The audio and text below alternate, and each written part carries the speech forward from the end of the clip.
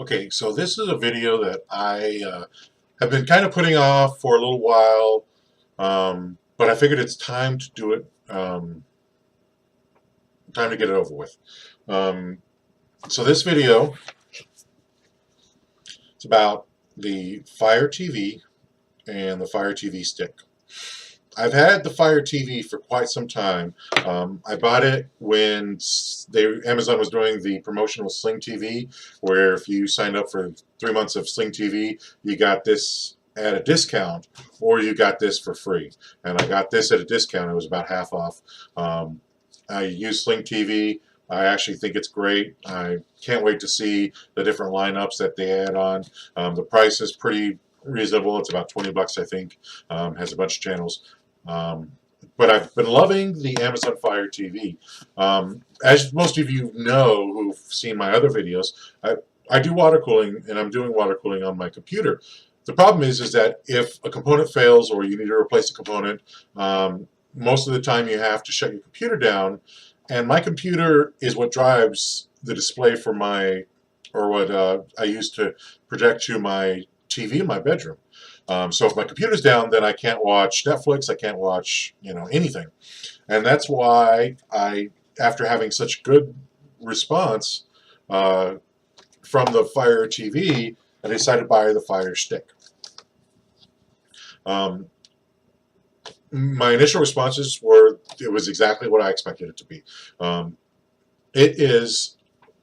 It had no problem playing Amazon TV, Prime TVs, movies. It had no problem playing Netflix. But after a while, one of my friends told me about Plex. Yeah, I know, I'm late to the show. And I installed it on my computer, and so I wanted to play it on here. And so I installed the Plex app. Wow. I installed the Plex app, which, as you can see, it's got the logo for it right there. And it just couldn't keep up. I would stream a TV show or a movie or something like that. It simply could not keep up. And I was like, well, maybe it's because of wireless. So I asked my wife, I said, hey, can we swap the Fire TV out and the Fire Stick out, so she has the Fire TV or Fire Stick and I have the Fire TV. The reason I did that is that the Fire TV has an Ethernet port on it. So I could plug it directly into my router. There's no more dealing with wireless. I felt it was the wireless that was causing that problem. And after plugging it into the network, I didn't have any problems with the Plex app. So the problem is that my wife then started having problems with Netflix. The TV in the living room is about 75 feet maybe away from the router.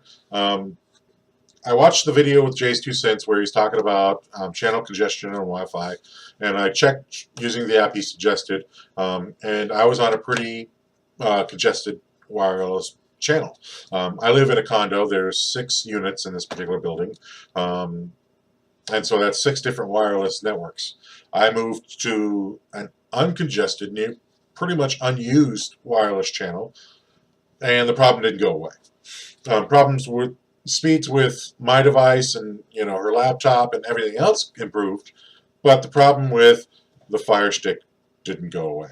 And the problem is that it will buffer sometimes, it'll become pixelated, it will stop, freeze, and then it'll catch up. It's had several problems. So and I didn't choose this lightly. I didn't just go, oh, well, I got Amazon Fire, I like that, so I'm going to get the Fire Stick. I was actually considering this or the Chromecast, but people said that the Amazon Fire TV Stick was a better unit, so that's why I chose it. But after my experience with it, I can't recommend it.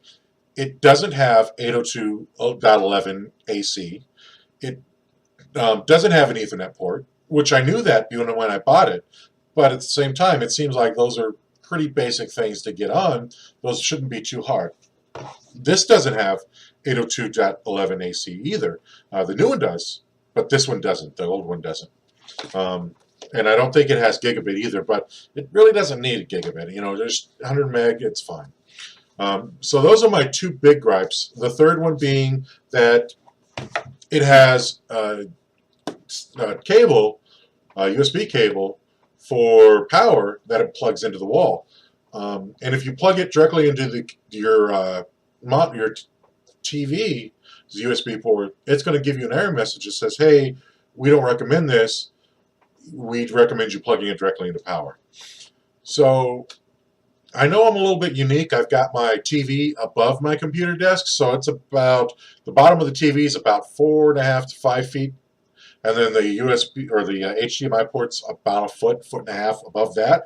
So I know I've got a unique setup with that goes, as far as that goes, but at the same time, I don't think it'd kill them to make a little bit longer, especially if you're going to give us a funky error message when you plug it into the TV's USB port.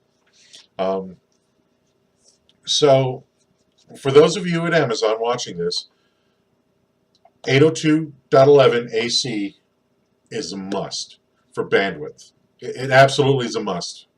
And I may have a bad unit. If you want to send me another unit, you know, feel free to reach out to me. But for right now, I cannot recommend the Fire TV stick to my friends and family. I just can't do it. So that's my review. The Fire TV is a fantastic product. Amazon does a fantastic job with the unboxing experience. They're unparalleled. The only close is Apple.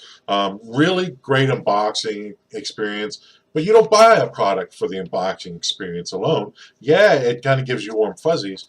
You buy it for the product. And I can easily recommend the Fire TV, the full-size box, to anybody. I cannot recommend the stick. So the other thing is that the Fire Stick gets hot. So you may want to look at your passive cooling solution and seeing if you can fix that as well. So those are my thoughts. Hopefully it helps you make an informed decision when you're thinking about what to buy. Don't forget to like or dislike and subscribe, and also leave me a note in the comments. What do you want to see in future videos?